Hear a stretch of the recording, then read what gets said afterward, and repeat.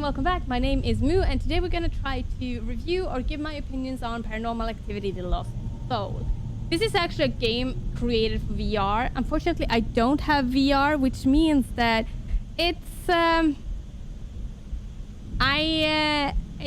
played it on PC mode, which means that I can use my keyboard, my mouse and keyboard, or my controller to play this.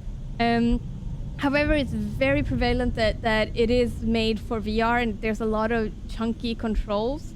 For example, there are certain clicks and certain mechanics in the game that it probably works very well for VR, but using a mouse and keyboard makes it just chunky. It makes it having to add extra clicks into my actions and so on. On top of that, there are a lot of buggy places.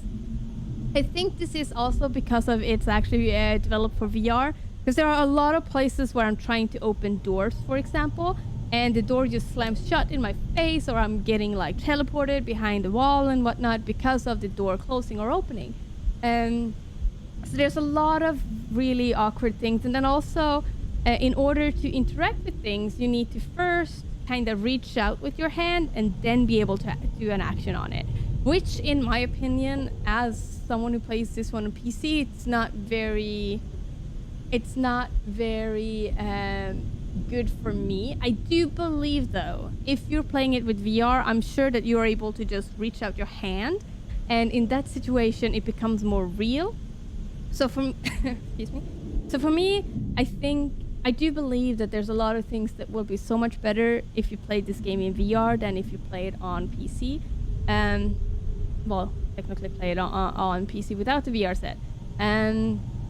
So there was a lot of chunky things in it. The story itself was actually quite decent. I used to watch all of the Paranormal Activity movies, and this one kind of has that kind of Paranormal Activity feeling. The ending might be slightly different from the movies, but it's also that feeling of having this unknown entity or ghost, if you want to call it that, chasing you around. Having a person also chasing you around is kind of it's a good mixture of the of real threats compared to actual Paranormal Activity. So what did I think about this game? There's a lot of things that was quite it was very unclear of what you needed to do. It's a lot of hide and seek game where it's not you hide and seek, but it's hide and seek. Like, you have to go around finding these objects, these random objects around the game. It's also like sometimes when you interact with the objects, they disappear. Like, I had a situation where I was in a place and I was trying to grab something and I dropped it and then it disappeared. So I had to actually restart. And because this one doesn't have automatic, like, you can't save yourself, and it has like some automatic saves, which means that there are some situations where when you're trying to reach certain places, like, and something goes wrong, you have to restart, and you have to restart quite far back. It's not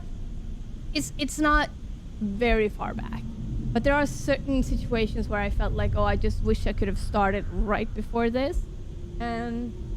But it's also like a minor issue. It wasn't too bad. One thing that I reacted to, though, is that if you press escape, or if you press, I think it was Z, the game closes.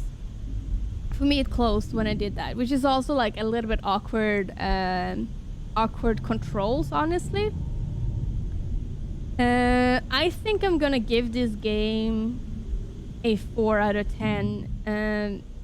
I think it gets 4 for the reason that the story is actually quite interesting, and I like these kind of stories. Like, the storytelling is really interesting. I love that you can't see your enemy and that you have to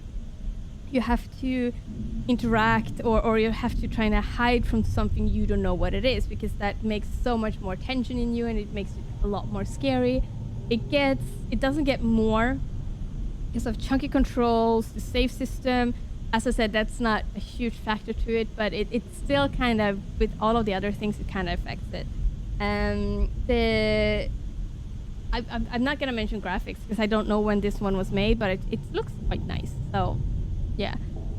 There are a lot of character model issues with you getting stuck on items.